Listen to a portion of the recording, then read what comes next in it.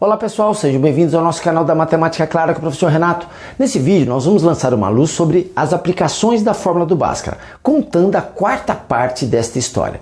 Aqui a gente vai mostrar uma série de situações, de funções do segundo grau que eu não preciso aplicar necessariamente a fórmula do Bhaskara para encontrar as suas raízes. A gente vai conseguir caminhos alternativos, que eu vou chamar de atalhos, muito mais simples e que me levam ao mesmo resultado da aplicação da fórmula do Bhaskara. Se você quer clarear suas ideias sobre a aplicação da fórmula do Bhaskara, não deixe de assistir nossos 4 vídeos. Roda a vinheta!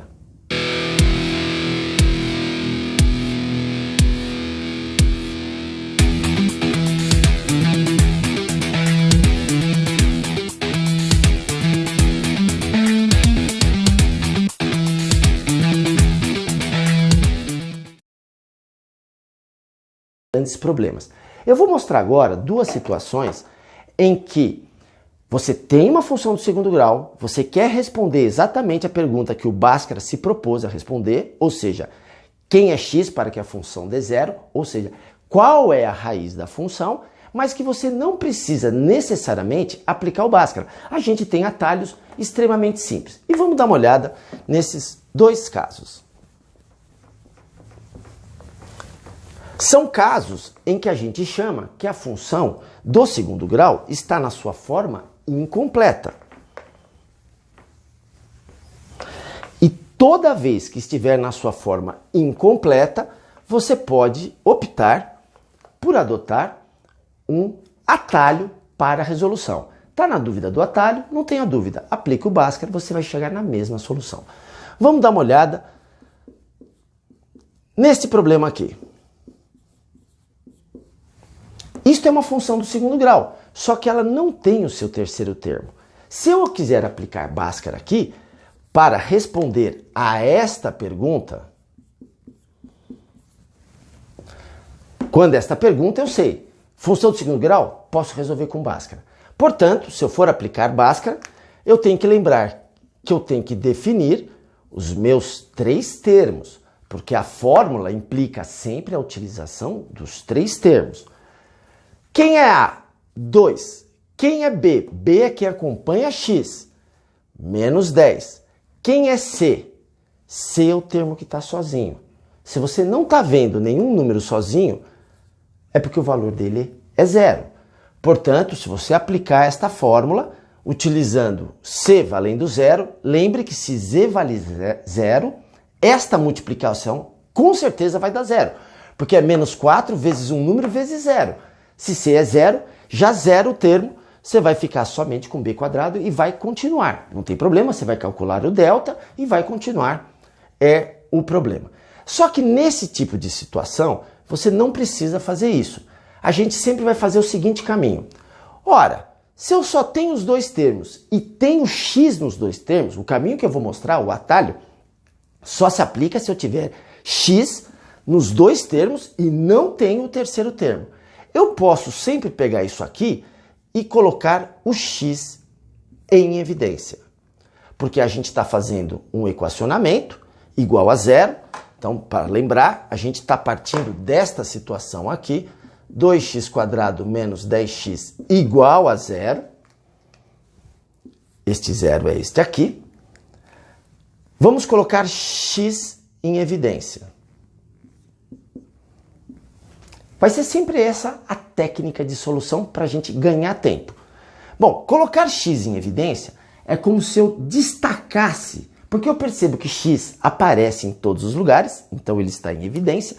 Então eu vou destacá-lo, colocando ele mais em evidência ainda, colocando aqui fora. Para isso, é como se eu tirasse um x daqui e tirasse um x daqui. Então, neste parênteses, vai sobrar 2x menos 10. Repare, tirei um x aqui e tirei um x daqui. Se eu fizer esta distributiva, você vai ver que você vai voltar para esta configuração inicial.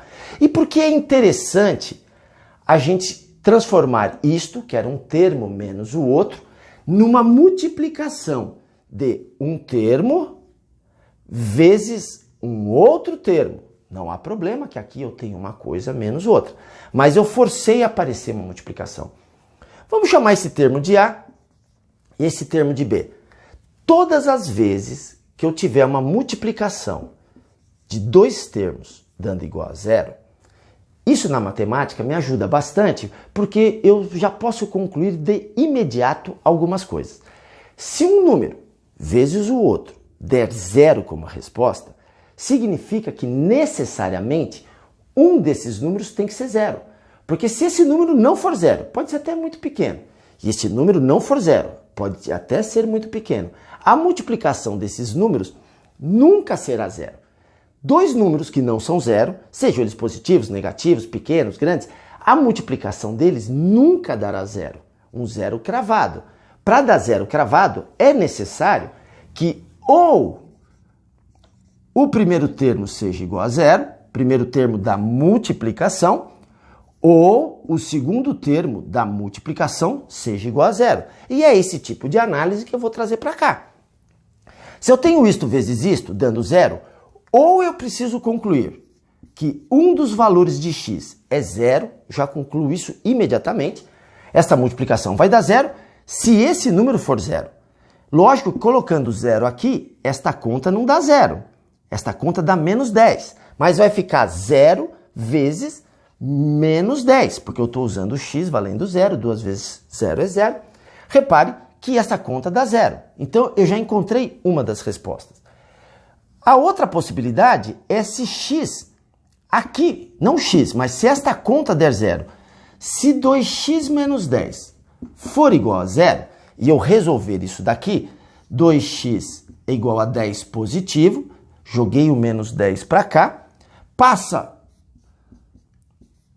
o 2 dividindo, portanto eu chego na conclusão que x é 5. Se x valer 5, aqui vai ficar escrito 5 vezes esta conta. Mas se x vale 5, 2 vezes 5, 10. 10 menos 10 dá zero, fazendo com que a conta também dê zero. Ou seja, ao colocar em evidência, eu já concluo imediatamente que x assume o valor zero, ou eu resolvo a conta do parênteses, que vai me dar um segundo valor, que faz com que esta parte dê zero.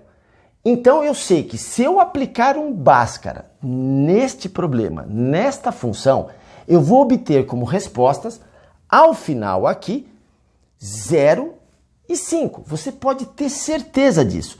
Você não precisa aplicar o Bhaskara quando você tem uma função incompleta em que ambos os termos têm x e você não tem o termo independente. Então repare que é muito mais rápido, porque você já tira direto daqui, resolve isto e tem os dois valores.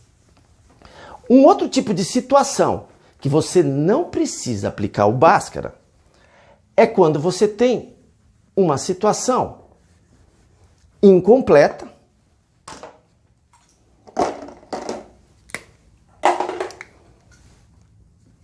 Vamos imaginar esta situação. f de x igual a 2x² menos 18. Isto é uma função do segundo grau, tem o x². A pergunta que está sendo formulada é exatamente a pergunta do Bhaskara. Quem é x para que esta conta dê zero? Portanto, eu posso aplicar Bhaskara diretamente aqui em cima. Os valores seriam A vale 2, B é o valor que está com x, só que não existe o x aqui. Eu tenho o x² e o termo sem x, o termo independente. Portanto, B vale 0. E o C vale menos 18, porque é o termo que está sozinho. Então, eu vou fazer este equacionamento inicial desta forma, porque é o que esta pergunta me pede. Repare que você não precisa aplicar o Bhaskara. Se eu aplicar o Bhaskara, eu vou chegar com certeza nas respostas. Mas esse tipo de situação, você pode simplesmente fazer assim. Como existe apenas um x, agora eu consigo isolar esse termo. Eu não consigo quando eu tenho x² e x, porque x² e x não se juntam. Então você fica sempre com um enrosco ali, né, que você não consegue juntar. Por isso que o Bhaskara teve que ter uma sacada para poder encontrar um único x como resposta do problema. Eu vou isolar, pego 18, jogo para cá. Ele vai aparecer positivo. Pego 2, passo dividindo. Portanto, x² é igual a 9. E a gente já viu isso nas nossas operações simultâneas, que quando eu quiser responder a este tipo de pergunta, x² é igual a 9, mas eu quero como resposta apenas x. Eu preciso me livrar desse quadrado. E como a gente se livra desse quadrado? Extraindo uma raiz simultânea dos dois lados. Porque todas as vezes que eu tiver uma raiz quadrada de um termo que está elevado ao quadrado, a resposta será o termo sem a potência. Será sempre assim. Raiz quadrada de um número elevado ao quadrado. A resposta será sempre este número. Raiz de 9, 3. Só que a gente discutiu lá no nosso vídeo das operações simultâneas que este problema, isto é o caminho da solução. Mas o problema é esse aqui. Qual o número que elevado ao quadrado dá 9? Eu sei que 3 elevado ao quadrado dá 9. Mas alguém poderia falar, professor, o 3 dá 9. Só que menos 3 elevado ao quadrado também dá 9. Menos 3 vezes menos 3 dá 9 como resposta. Aqui eu tenho uma charada. Quem é x que elevado ao quadrado dá 9? A resposta pode ser 3 e a resposta pode ser menos 3. Portanto, se eu aplicar Bhaskara nesta função,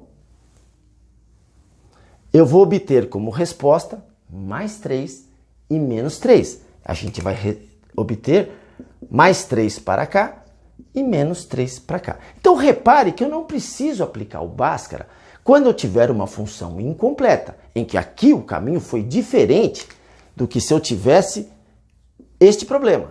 Se fosse assim, x em evidência, cria uma multiplicação, ou x é 0, ou x vai ser igual à solução da segunda parte. Se ele for assim, x para um lado, números para o outro, extraio a raiz, e sempre que eu extrair a raiz, eu vou obter como resposta dois números, mais ou menos o número. Mesmo que aqui fosse um número que não tem uma raiz exata, a resposta seria raiz mais ou menos raiz de 7, ou mais raiz de 7, ou menos raiz de 7. Com isso, eu acho que a gente conseguiu dar uma olhada nas principais aplicações da fórmula do Bhaskara, como eu aplico e em alguns casos que eu não preciso aplicar.